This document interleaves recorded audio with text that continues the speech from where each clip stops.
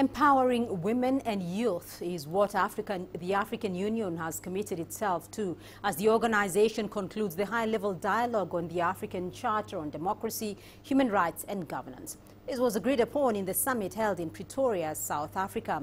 As CGTN's Girum Chala tells us, the African Union has also sent messages to African states to keep investing in their respective youth as a priority.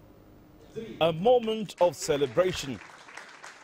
It has been 10 years since the adoption of the African Charter on Democracy, Elections and Governance, and many agree the Charter has been one of the most successful African Union-based legal frameworks which has delivered. Still, the AU admits it has a lot to do in making democracy homegrown in Africa. Africans do not eat democracy. Let's be mindful of that. Democracy is not imported or exported like apples, oranges and bananas. It is not. Although democracy has universal values and principles, of necessity, it must be homegrown. So it's still not the time to declare victory when it comes to works of democratization, fair elections and governance in Africa. Participants of the 6th African Governance Architecture meeting in the South African capital city of Pretoria say there's a lot that needs to be done to expedite the overall participation and empowerment of the youth and women in Africa. I think one thing that needs to be done is to work now on implementation and enforcement.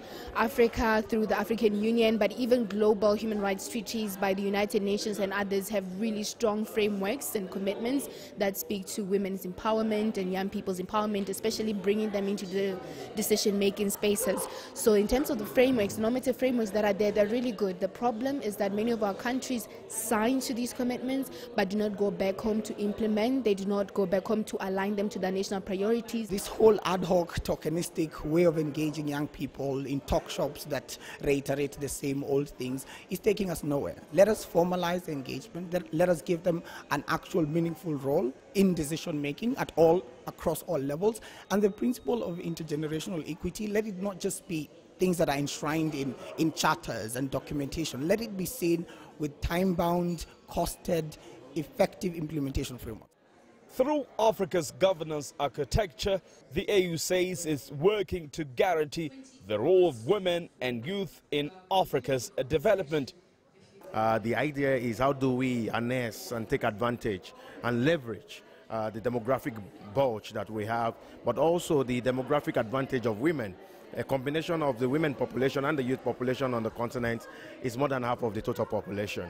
And so we must be able to address the specific needs and concerns of this group of people as we, of course, develop on the continent. Throughout the year 2017, the African Union has been operating under the theme harnessing the demographic dividend through investment in youth. And based on that, the African Union has encouraged its member states to put the youth agenda into their priorities.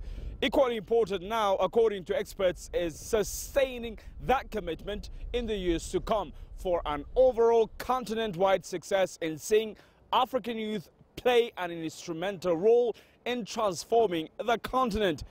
Girum, CGTN, Pretoria, South Africa.